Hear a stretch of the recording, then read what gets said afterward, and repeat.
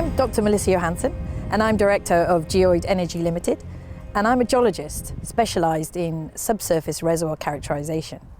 And today we're at Ogmore-by-Sea, which is 30 kilometres west of Cardiff, 7 kilometres southwest of Bridgend. And we're going to take a lovely walk today to look at the geology along the beach with my dog Alex.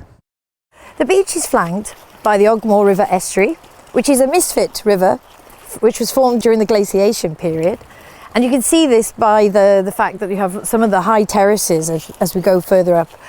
But also we have this site of scientific interest called Merthyr Mawr, which is these distinctive sand dunes, which were also post-glaciation, where the sand was blown from the debris to the east, from the glaciation, and was blown onshore into this sand dune. But what we've come here really to look at is the geology.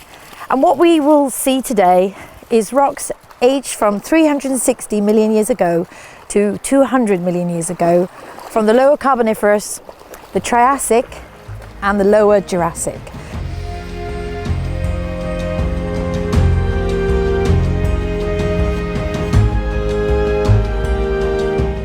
This point on the beach is very, very significant because what we see here is the contrast between this rock that shows all these sort of grey conglomerate, it's called, but sort of boulders cemented together in this reddish hue of silt and mud, overlying a very grey, massive rock. And this marks an unconformity between the Lower Carboniferous, which was about 300 million years ago, with the lower or upper, it's undated, Triassic, which was 250 million years ago. And it marks a 50 million year time gap at this point. And this is because the Carboniferous was uplifted, it was exposed, there was erosion, there was a lot going on in terms of the plate movement, and there was a cessation or a stop of any deposition until the Triassic period. And what you see here, these grey boulders and cobbles and pebbles are the same composition of the lower rock, and that's because this eroded. It was highly erosive, highly powerful, either braided river system or alluvial fan that came off the Wales-Brabant Massif, which was a high at the time, which was comprising of old red sandstone, and this eroded the Lower Carboniferous and formed this conglomerate on top, and this formed this hiatus of deposition and deposition during the hot climate of the Triassic. The Lower Carboniferous was a time where two major supercontinents collided, Gondwana and Laurussia, on the onset of creating Pangaea in the Triassic and the Permian. So this was a time of active tectonics, mountain building, but also Ogmore-by-Sea was on a subtropical part of the equator. It's warm marginal seas overlapping the Welsh-Brabant Massif, and these oceans were full of crinoids, which is a water lily, a sea lily, brachiopods, gastropods, etc. What is quite common is these shells. They look like the modern day on the surface, and that's because some of these were hard grounds. And so these oysters, shells, or oyster-like fossils, certainly brachiopods, are seen on the surface of these Carboniferous rocks because they were already exposed and hard and solidified. And then we see the bedding planes and then another layer. And some of these in between the limestones, if we look here, we have these sort of thin mudstones, which suggests a sort of deepening of the water and an oscillation of the sea level, which was common during the Carboniferous due to glaciation in the poles, so that these poles became, as the glaciers expanded, the sea level fell, and we got marginal seas, and as they melted, we got deeper water and packstone, waxstone kind of rocks, mudstone, macritic rocks, deeper water. So there's two types of crystals that are seen or observed in these rocks, and one of them is calcite, which is literally calcium carbonate extruded from the calcium carbonate rock, which is the limestone, and mineralizes as calcite. And we also see a barium or barite, which is a lead derivative, which is more pink And inside the pink crystals, we can see cubes of galena, which is lead. What is interesting in some of these joints and cracks that we see, we often see the Triassic rocks, the pink coming through. So you've got to be careful of confusing this with the barite, which I said was a pink mineral. But the reddish hue is from this Carboniferous that was calcified. It was exposed and obviously eroded, just like we have caves today. We can see this during the Carboniferous.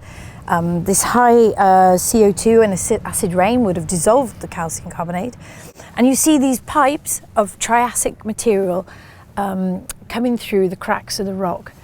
And in some of the locations around Vale, they found mammals' teeth and crocodile teeth and all sorts of washed in features from these ancient caves that filled up with Triassic material.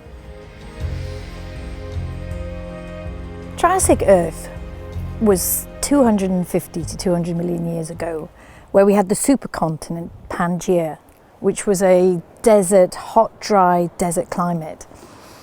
And what we have here are the rocks that are formed from a flash flood event. So we had this storm event, ethereal storms that just high energy that erode the lower Carboniferous rocks. The Triassic is defined by two mass extinction events, one at the base at the Permo-Triassic boundary and one at the top at the Triassic-Jurassic boundary. The lower one at 253 million years is defined by a mass extinction of 93% aquatic life and 74% of onshore life.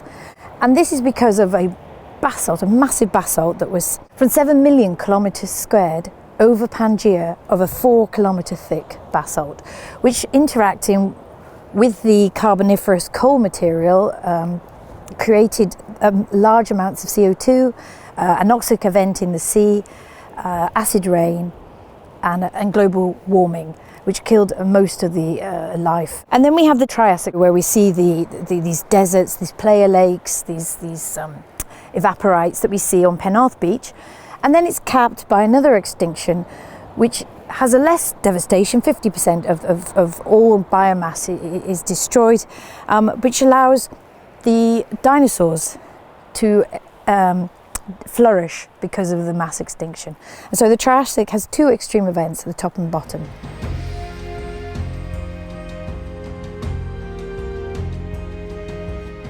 So what we have here at the end of the Carboniferous island is the deposition of the Sutton stone, which is now Liassic. We're in the Lower Jurrassic. So we're now talking 360 to 300 million years beneath me where my feet are, and 200 million years age above, so 100 million years age gap.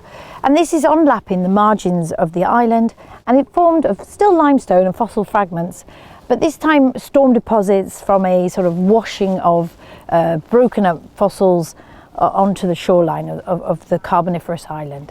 This is the start of the Ammonite period that we see later on Landwicht, a completely different genre of fossils, because we now see the breaking up of Pangaea, where we have Gondwanaland and Laurasia splitting apart, and we have this warm seas again, subtropical seas, but with completely different fossils because of that, a massive extinction at the end of the Triassic.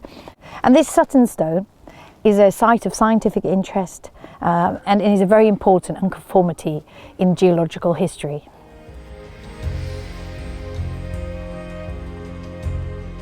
Overlying the Sutton stone is the Southern Down limestones, which are a little bit younger than the Sutton. It's marked by a break of slope, which is a massive transgression that swamped the area in the early Jurassic, and then a shallowing of the seas, but this time much more responsive to sea level changes, with fine mudstones interbedded with fine limestones stacking up. And these are marginal sediments still to the Carboniferous island that is still on lapping, and this moves as we walk down the coastline towards Landwicht Major. We see a deepening of the sediments as we get deeper water. Still limestone, still a marginal sea, lots of ammonites swimming around, etc. But these are more still stormy deposits, relationship of the limestones with the Lower Carboniferous island.